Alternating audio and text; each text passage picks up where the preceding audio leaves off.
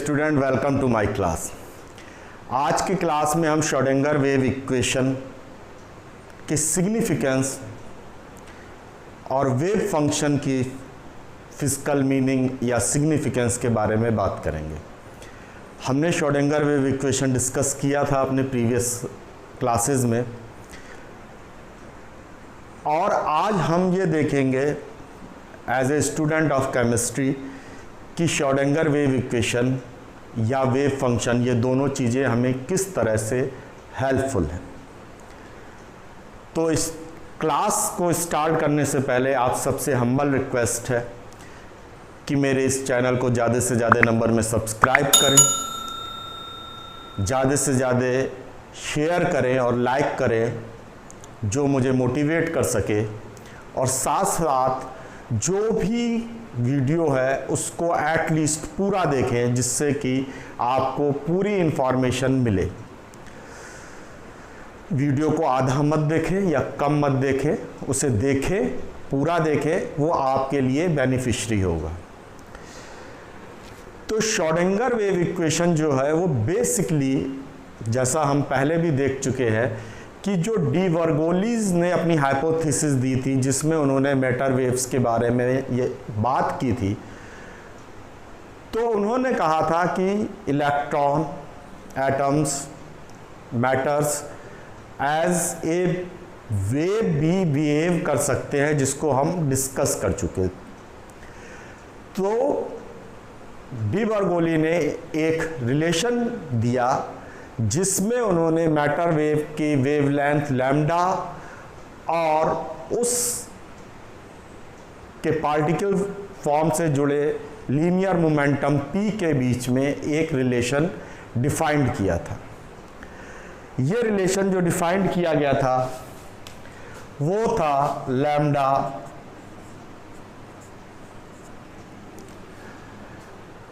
H cross upon P से, जहां p linear momentum था और लैम्डा वेवलेंथ थी।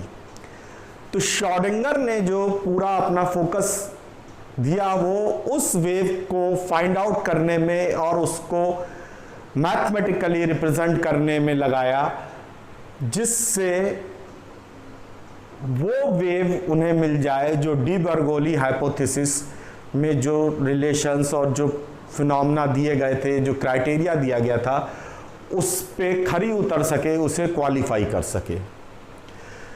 तो इसके लिए, जैसा हमने पहले देखा था, तो श्रोडिंगर ने एक वेव इक्वेशन फाइंड किया। बेसिकली दो तरह के वेव इक्वेशन निकाले गए, एक टाइम डिपेंडेंट एंड एक टाइम इंडिपेंडेंट। तो श्रोडिंगर वेव इक्वेशन जो एक मैथमेटिकल फार्मूला है, मैथमेटिकल रिप्रेजेंटेशन है एक वेव का, एक लीनियर इक्वेशन है, डिफरेंशियल लीनियर इक्वेशन, उसके थ्रू हमें वो वेव मिली जो डी बर्गोली हाइपोथेसिस को क्वालिफाई करती थी। तो अब हम अपने डिस्कशन के थ्रू ये जान चुके हैं कि कोई क्वांटम स्टेट एक पर्टिकुलर टाइम t पे ए वेव फंक्शन द्वारा साई के थ्रू रिप्रेजेंट की जा सकती है। तो साई जो है वो एक वेव फंक्शन है एट ए टाइम t, तो ये एक वेव फंक्शन है।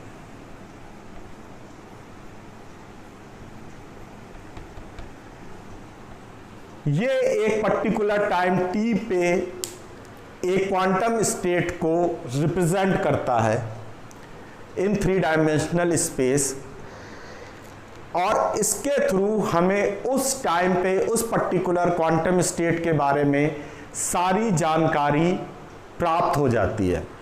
तो जो साई या वेव फंक्शन की सिग्निफिकेंस है वो ये है कि वेव फंक्शन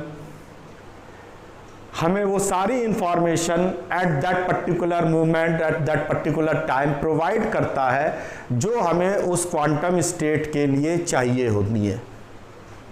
अब through the Schrodinger wave equation हम ये डिफाइन कर सकते हैं। दैट मीन्स हम अब यहाँ पे डिटर्मिनिज्म की बात नहीं कर रहे जो क्लासिकल मैकेनिक्स के कंपोनेंट है, यहाँ हम जो बात कर रहे हैं वो प्रोबेबिलिटी की बात कर रहे हैं। हम यहाँ पे ये बता सकते हैं कि श्रोडिंगर वेव इक्वेशन और वेव फंक्शन की मदद से कि इन टाइम t फ्यूचर में ये जो वेव फंक्शन है ये कैसे इवॉल्व करेगा और आफ्टर टाइम t ये किस स्टेट में होगा, उसकी प्रोबेबिलिटीज को हम डिफाइन कर सकते हैं। तो ये वेव फंक्शन और श्रोडिंगर वेव इक्वेशन हमें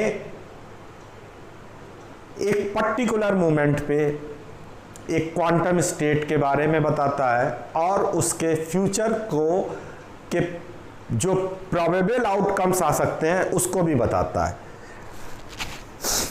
हमने जो श्रोडिंगर वेव इक्वेशन केमिस्ट्री के प्रोस्पेक्ट्स में समझना है या वेव फंक्शन, हमारी मेन जो रिक्वायरमेंट है वो ये है कि हमें इलेक्ट्रॉन की पोजीशन समझनी है। इलेक्ट्रॉन किसी एटम में कहाँ पे है, उसकी पोजीशन को डिफाइन करना हमारा एक बहुत बड़ा पर्पस है। तो हमें पता है कि साई जो है वो जो वेव फंक्शन है वो इस तरह का है कि जहाँ पे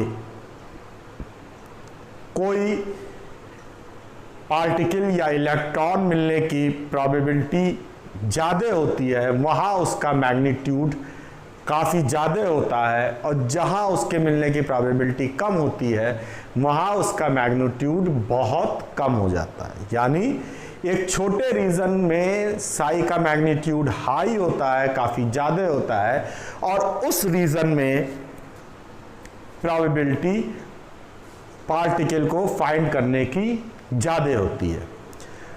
तो एक तरह से हम कह सकते हैं कि साई जो है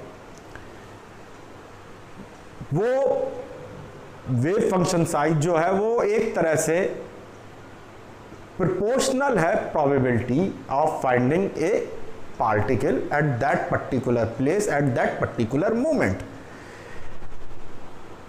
पर जो वेव फंक्शन साई है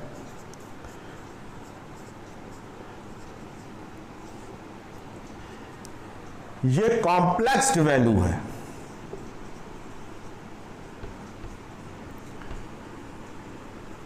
दैट मीन्स ये a प्लस आई बी की फॉर्म में है। ये एक कॉम्प्लेक्स नंबर है।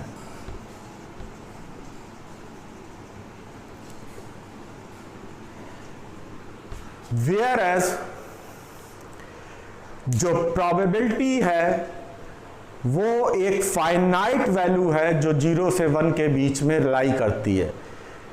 अगर किसी आउटकम के आने की श्योरिटी है तो प्रोबेबिलिटी 1 होती है, अगर वो आउटकम नहीं हैपन होगा तो उसकी प्रोबेबिलिटी 0 होती है, बाकी 0 से 1 के बीच में प्रोबेबिलिटी होती है।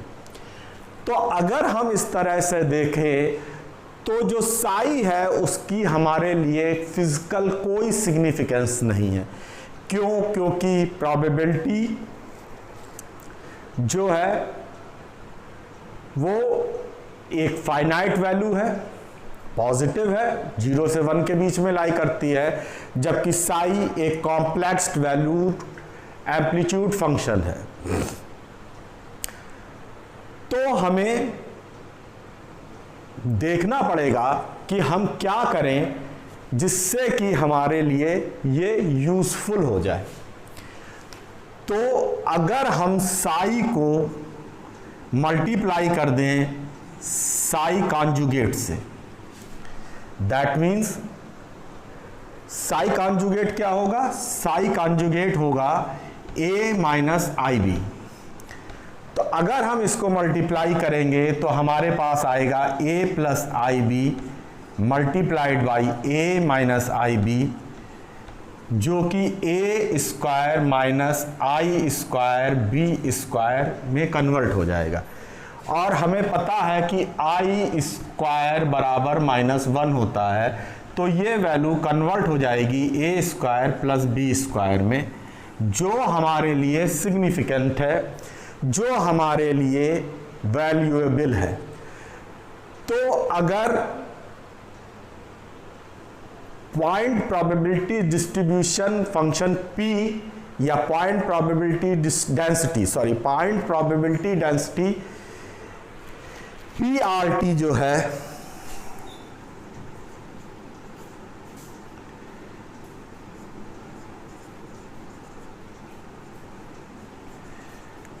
पॉइंट प्रोबेबिलिटी डेंसिटी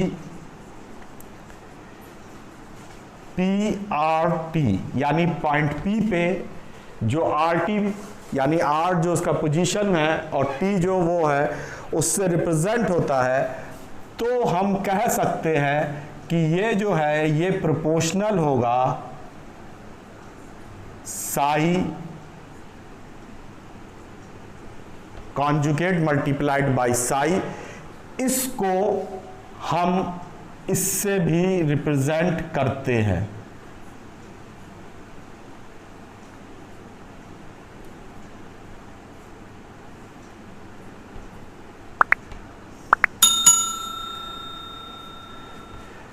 यानी मॉड साई स्क्वायर से भी हम इसको रिप्रेजेंट करते हैं, तो ये इसके प्रोपोर्शनल होगा। यानी जो साई स्क्वायर है वो हमारे लिए एक वैल्यूएबल है और वो हमारे लिए एक प्रोबेबिलिटी से का प्रोपोर्शनलिटी को शो करता है। यानी साई स्क्वायर की वैल्यू जितनी ज़्यादा होगी, हमारा लिए उस जगह पे पार्टिकल को फाइंड आउट करने की पॉसिबिलिटी भी उतनी ज़्यादा होगी। तो ये हमारे लिए एक वैल्यूएबल चीज़ है।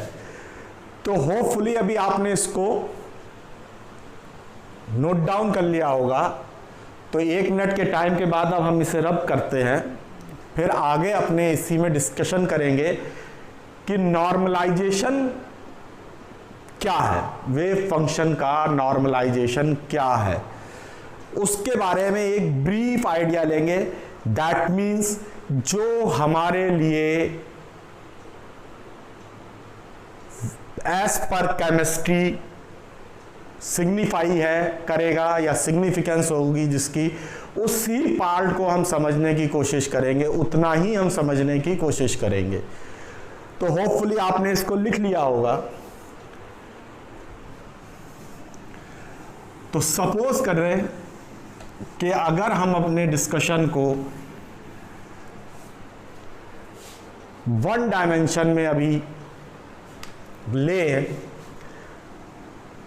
तो जो साई एक्स है वो हमारा कोई वेव फंक्शन है।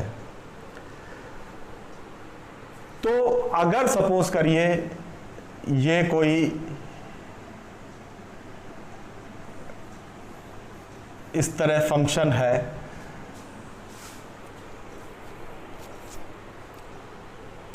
तो साई एक्स टी अगर 1 डायमेंशन में है, यानी एक्स में एक्स प्लस की तरफ और माइनस की तरफ, ये वेव फंक्शन एक्सपैंड है सिर्फ 1 डायमेंशन में। तो जब हम कह रहे हैं पार्टिकल इस पे एक डायरेक्शन में कहीं लाई करता है, तो बेसिकली हम ये कहना चाह रहे हैं कि अगर हम वो ये कहें कि सपोज करिए कि ये x और dx के बीच में है, तो अगर हम इंटीग्रेट करेंगे इसको,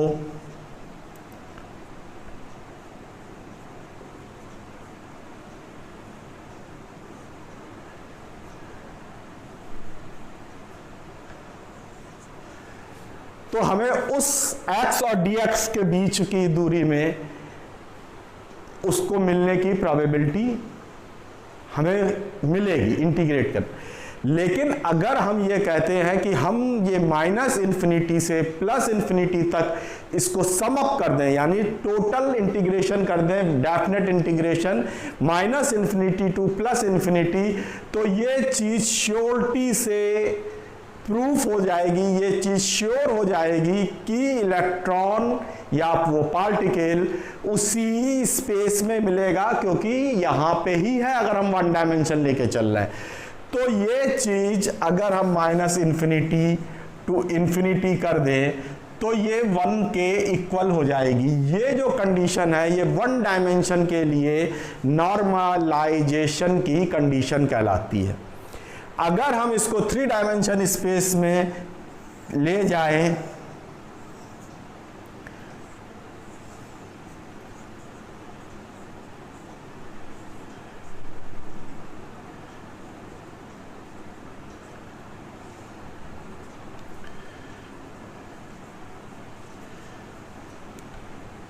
तो ये 1 होगी, और इसको रिप्रेजेंट किया जा सकता है, ये ऑल स्पेस यानी minus infinity two plus infinity on all direction, इसको रिप्रेजेंट किया जा सकता है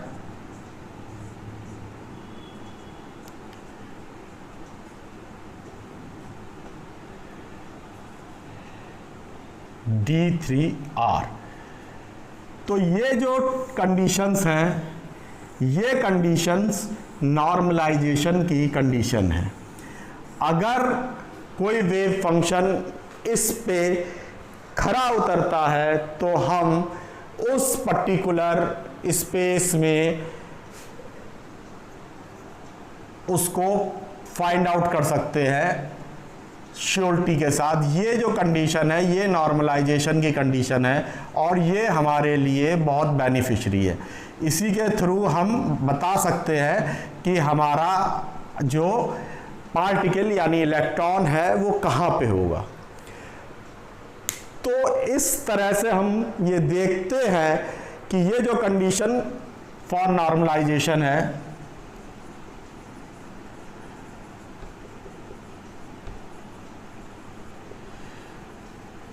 वो एज पर केमिस्ट्री के पॉइंट ऑफ व्यू से हमारे लिए बहुत सिग्निफिकेंट है।